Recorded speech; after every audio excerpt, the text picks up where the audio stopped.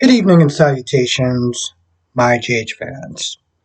So, the scene with Nina and Willow. Nina's a very complex character, right? And even though I will continue to call her dingbat, Ninaism's delusional, and everything else under the sun, she makes it interesting, right?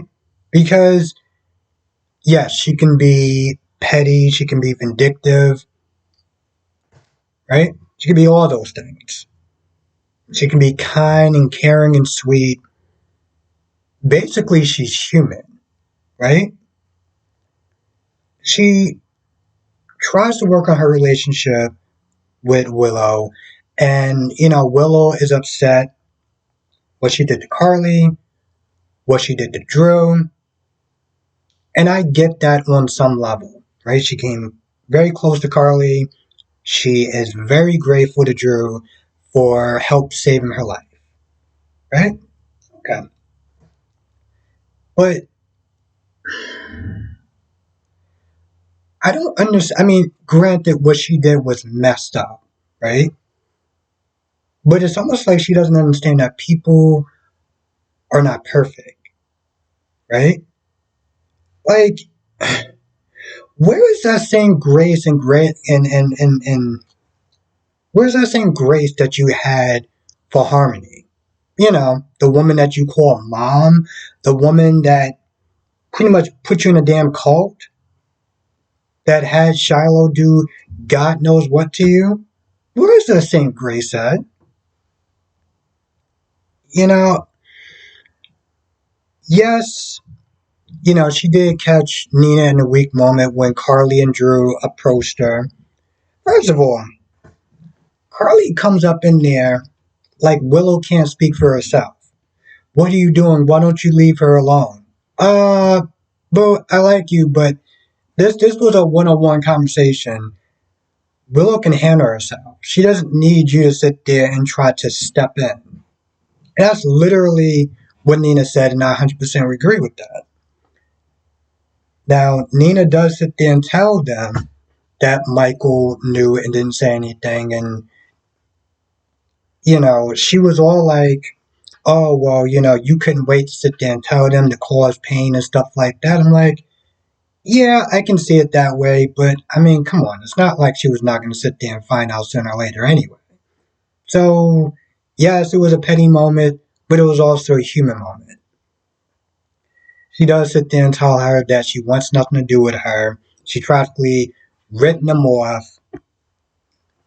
And while I do understand the anger, the resentment, and sometimes you gotta sit there and love somebody from a distance, this judgmental attitude, like she's never made a mistake before in her entire life, it's just kind of irritating to sit there and watch, the holier than thou attitude. Like she is perfect and she'll never screw up in her entire life. And there's something about people like that that just bothers me. Michael asking Ned to sit there and get back his shares because Nina knew the truth. Nina found out. I mean, everyone found out the truth about Nina, and I'm just like, I agree with Tracy. He kept up his end of the bargain. Why should he give it back to you? Now he just he was like, fine, whatever, I give it back to you, but he has the right to sit there and keep those shares at that point. You gave it to him. It doesn't matter if he didn't sit there and tell. He didn't sit there and say anything. So he's all like, oh, well, I'm losing everything else.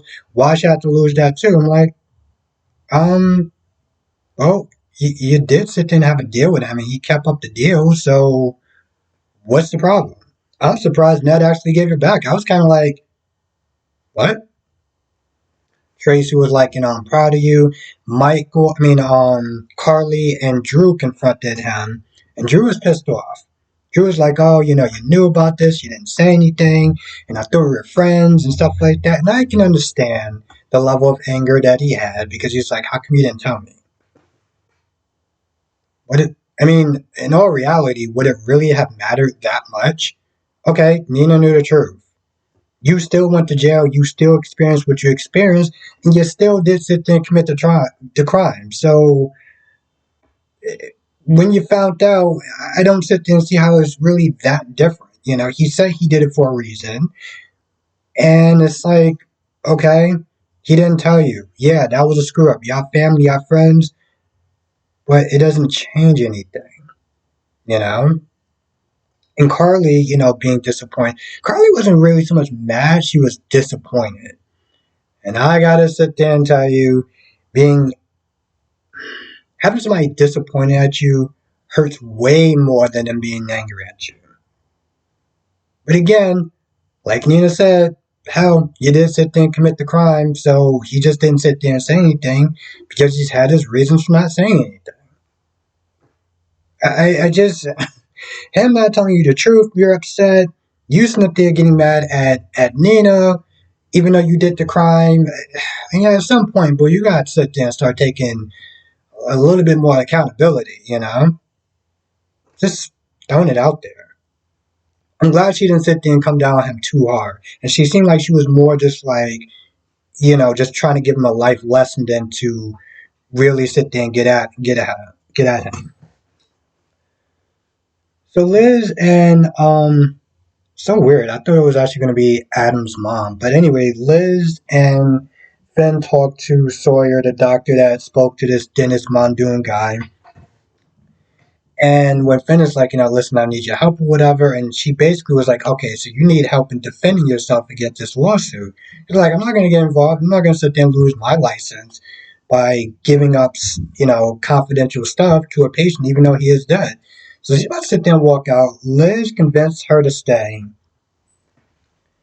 And, Finn is sitting there asking hypothetical questions. And all it really comes down to is, Sawyer Smith is saying, yeah, I would have sat there and screamed for that. I would have sat there and screamed for cancer and stuff.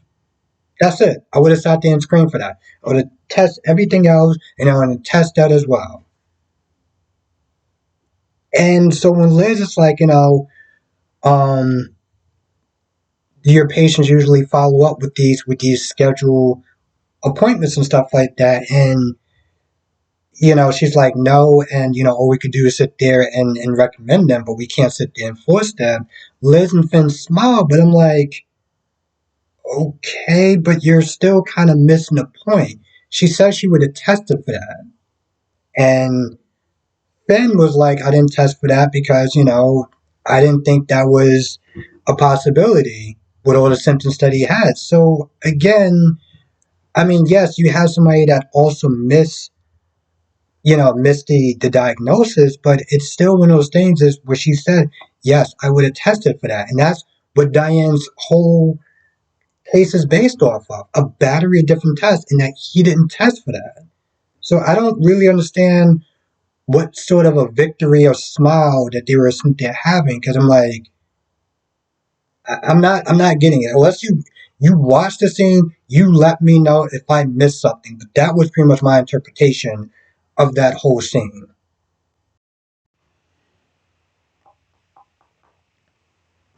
Oh, then there was a scene with Ned and Tracy.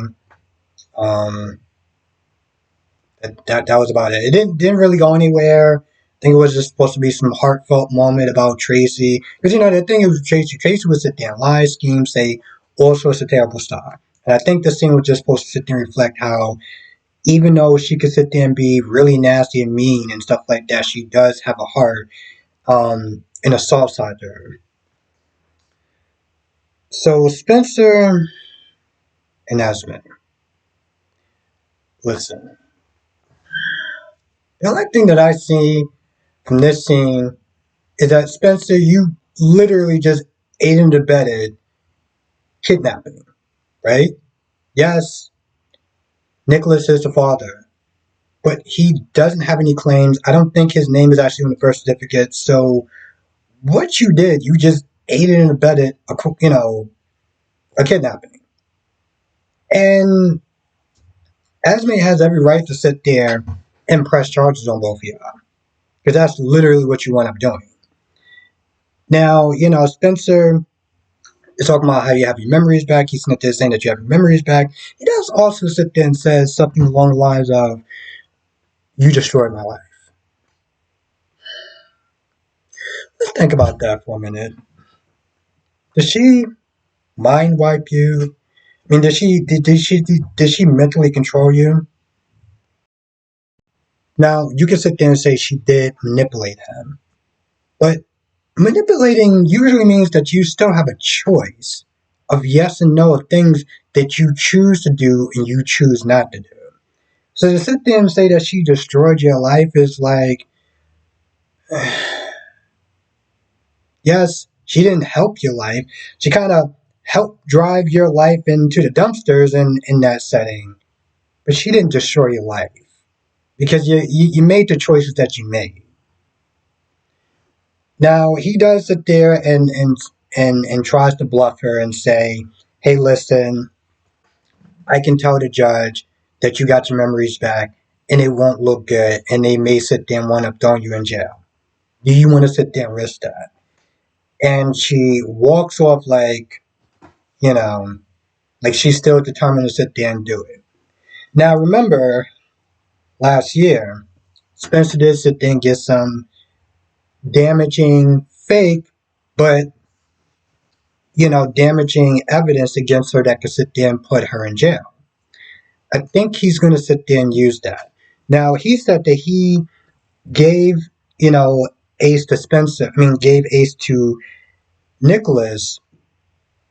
So, well, here's the thing. He said that he did it because, you're the daughter of Ryan Chamberlain.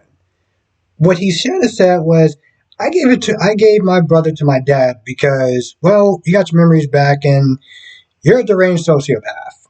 And I feel like my brother is in much better hands with my dad than your crazy ass. That's what he should have sat there and said. Because, yes, that's the daughter of Ryan Chamberlain, but let's be honest. She did some very sociopathic things. That's the bottom line.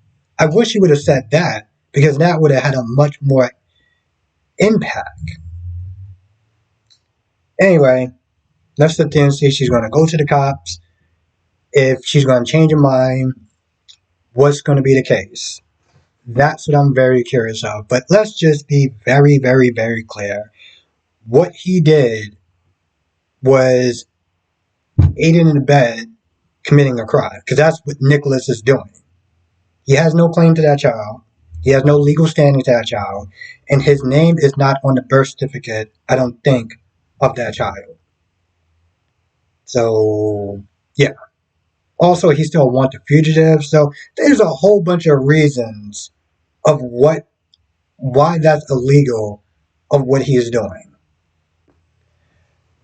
I don't know. I feel like at some point they're gonna probably sit there and maybe come down to getting a permanent Nicholas. Right now, it's Adam Huss. Right now, it works. I still did think that Marcus was a good Nicholas. He came in, he did his thing. So, let me check. Anyway, I feel like that's about it. I can't think of anything else. But as I always sit there and say, come to the live stream tonight, 8 p.m. Eastern, 5 p.m. Pacific. We'll sit there and talk about all the shows, General Hospital, Days of Our Lives, Born and Beautiful, and Young and Restless. And with that being said, I'm going to go. I'll see you in the next video.